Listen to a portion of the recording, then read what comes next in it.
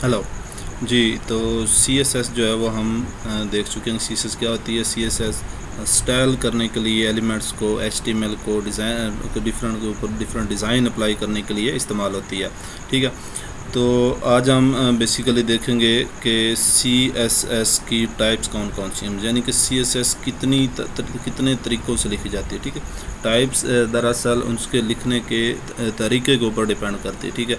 एक इनलाइन है, फिर इंटरनल है, फिर एक्सटर्नल है। ठीक है।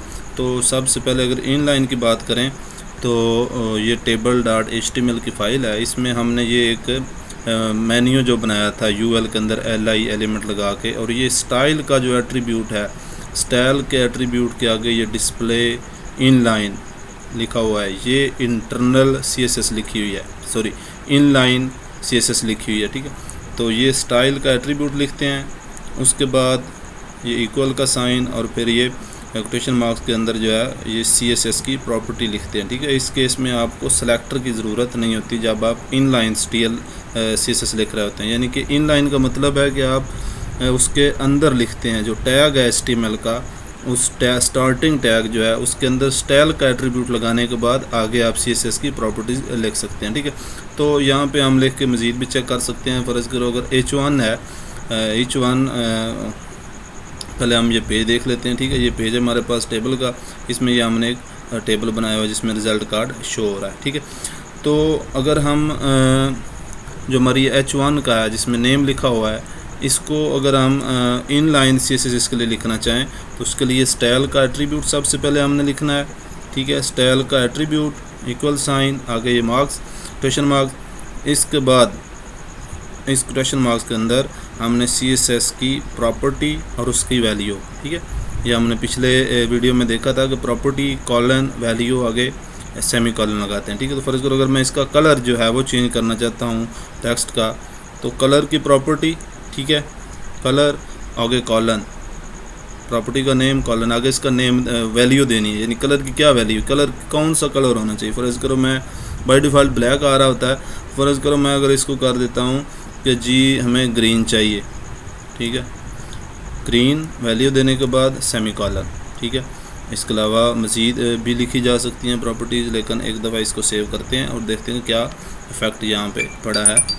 ये देखें जी, इसका कलर जो है ये ग्रीन हो गया है। ठीक है। इसके अलावा अगर मज़ीद हम लिखना चाहें, फ़र्ज़ करें इसका बैकग्राउंड जो है वो हम फ़र्ज़ करो कहते हैं कि ब्लू होना चाहिए जी, तो मैं कहता हूँ जी बैकग्राउंड कलर की प्रॉपर्टी। ठीक है। और यहाँ पे मैं कह देता हूँ ब्लू। ठीक है। आगे सेमी कॉलन। ठीक हो गया।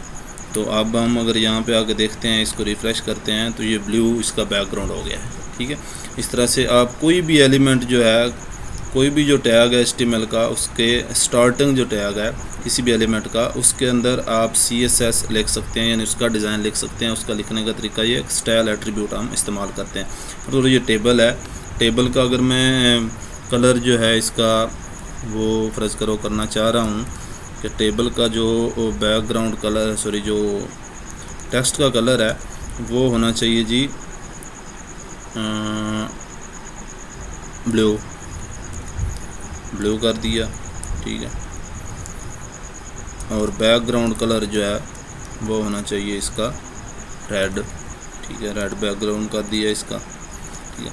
तो अब हम यहाँ पे अगर देखते हैं तो ये टेबल यहाँ से शुरू हो रहा है, ये सारा टेबल है। ठीक है। इसके ऊपर क्या इफेक्ट पड़ता है ये देखें जी, उस सारे एरिया का बैकग्राउंड कलर जो है वो भी चेंज हो गया है और टेक्स्ट का कलर जो है वो भी चेंज हो गया है। ठीक है। इसके अलावा और भी प्रॉपर्टीज़ जो हैं CSS की वो हम ऐसे ऐसे देखते जाएंगे। तो फ़िलहाल बताने का मकसद ये है कि CSS किस किस तरह से लिखी जा सकती है। तो ये इनलाइन तरीक़ाकार है। ठीक है। दूसरा जो तरीका है CSS लिखने का वो है इंटरनल। ठीक है। इंटरनल CSS जो है वो हमने लिखनी है HTML का जो हेड टैग है, हेड टैग के अंदर हम यहाँ पे स्टाइल का जो है वो टैग लिखेंगे, स्टाइल का एट्रीब्यूट लिखेंगे। ठीक है। टैग लिखने का तरीकाकार वही है जो हमने पहले देखा था, स्टार्टिंग टैग स्टाइल का, फिर उसकी टाइप, ये एट्रीब्यूट टाइप जो है इसका टेक्स्ट /CSS रखना है। ठीक है। फिर क्लोजिंग टैग, इस स्टार्टिंग और क्लोजिंग टैग के अंदर हम CSS लिखेंगे। ठीक है। तो यहाँ पे जो CSS हमने लिखनी है उसके लिए हमें सिलेक्टर भी चाहिए, यानी कि हमने एलिमेंट भी बताना है कि टैग भी बताना है कि किस टैग या किस HTML के एलिमेंट के लिए हम ये CSS लिख रहे हैं।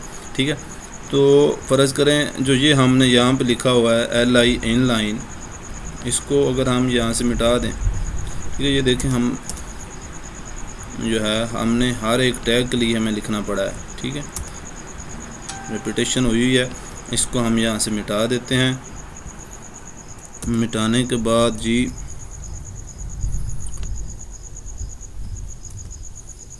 अच्छा जी यहाँ पे मिटा दिया हमने। मिटाने के बाद अब हम देखते हैं कि इसको यहाँ पे इनलाइन तरीके से अगर इसी को लिखना हो तो किस तरह से लिखना है। सबसे पहले एलिमेंट का नेम लिखना है। एलिमेंट कौन सा है जी? LI element. उसके बाद क्या लिखना है? उसके बाद हमने बॉक्स बनाना है। ठीक है, ये बॉक्स, ठीक है, सिलेक्टर के बाद ये बॉक्स बनाना है जिसमें एक स्टार्टिंग ब्रैकेट है और एक एंडिंग कर्ली ब्रैकेट है। ठीक है, तो यहाँ पे अब हमने CSS लिखनी है। क्या लिखनी है? जो सब में हमने लिखी हुई थी वहाँ पे, यहाँ पे सिर्फ एक लाइन हम लिखेंगे कि डिस्प्ले इनलाइन हो जाए। ठीक है, तो ये अब सारे जो LI के एलिमेंट हैं उनके डिस्प्ले इनलाइन हो जाएगा। ठीक है, अगर हम यहाँ पे आते हैं तो ये इनलाइन, इस पर कोई फ़र्क नहीं पड़ा। इसी तरह से अगर हम जो यहाँ पे CSS लिखी है ये H1 के लिए, इसको यहाँ से मिटा दें। ठीक है, यहाँ से इसको अगर ख़त्म कर दें और इसको यहाँ से ख़त्म कर दिया और इसका यहाँ पे हम लिख देते हैं कि हमने किसके लिए लिखी है जी? H1 selector. ठीक है, उसके बाद स्टार्टिंग ब्रैकेट और एंडिंग ब्रैकेट। यहाँ पे हम कहते हैं जी कलर हमने इसका रखा हुआ था, क्या रखा हुआ था? ग्रीन। ठीक है, कलर ग्रीन कर दिया और जो बैकग्राउंड कलर था वो यहाँ पे था ब्लू। ठीक है, अच्छा, और यहाँ पे हमने इसको रिफ़्रेश किया तो वही इफ़ेक्ट वहाँ पे आ रहा है। ठीक है, तो ये इस तरह से होता है। हाँ जी, तो ये इस तरह से कोई इफ़ेक्ट हमने देखा नहीं पड़ा। क्यों? क्योंकि सेम इसी से हमने लिखी थी इनलाइन, वो अब हमने इंटरनल पे कर दिया है। ठीक है, तो इस तरह से हम इंटरनल CSS जो है वो लिखते हैं। और अगर हम टेबल की ये CSS जो है ये भी यहाँ से स्टाइल का एट्रीब्यूट रिमूव करते हैं। रिमूव करने के बाद इसकी भी CSS यहाँ पे वही लिख देते हैं।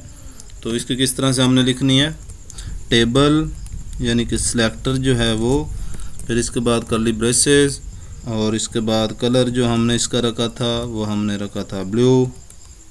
ठीक है, और बैकग्राउंड कलर जो है वो हमने रखा था इसका अपना रेड। ठीक है, तो इसको इस तरह से करने के बाद अगर हम यहाँ पे इसको रिफ़्रेश करते हैं तो हम देखते हैं कि कोई इस पर फ़र्क नहीं पड़ा, वही CSS सेम वहाँ पे आ गया। ठीक है, तो एक ये तरीका है CSS लिखने का। इसके अलावा एक और तरीका है एक्सटर्नल का।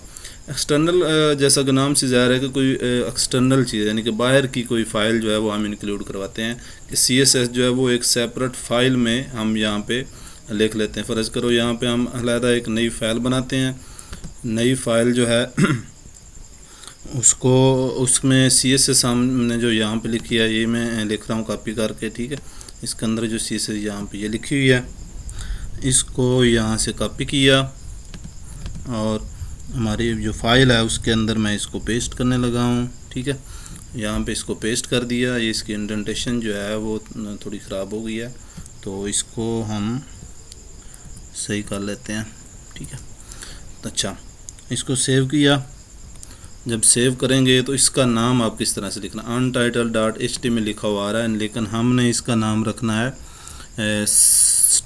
फ़र्ज़ करो style.css।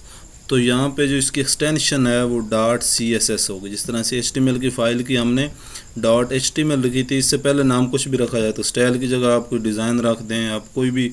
अब यहाँ पे table.css फ़र्ज़ करो मैं लिख देता हूँ कि मुझे टेबल के पेज की है, तो table.css की फ़ाइल जो है वो हमने लिख दी। उसके अंदर हमने अपनी सारी CSS जो है वो लिख रख दी। ठीक है, अब इसको यूज़ किस तरह से करना है? फ़र्ज़ करो यहाँ से मैं जो है ये मिटा रहा हूँ।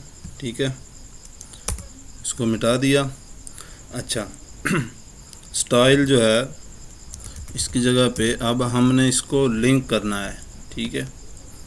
इसको हमने लिंक करना है CSS को यहाँ पे, ठीक है। तो लिंक का एट्रीब्यूट हमने यहाँ पे डाल दिया। अच्छा, इसकी टाइप जो है वो टेक्स्ट CSS और ये स्टाइल शीट आ रहा है इसका, ठीक है। तो href में अब हमने पाथ देना है जो हमारी CSS की फ़ाइल है जो हमने अभी क्रिएट की है, ठीक है। तो वो चूँकि इस फाइल के लेवल पे पड़ी, इसी के साथ ही पड़ी है, तो यहाँ पे मैं लिख देता हूँ table.css, ठीक है।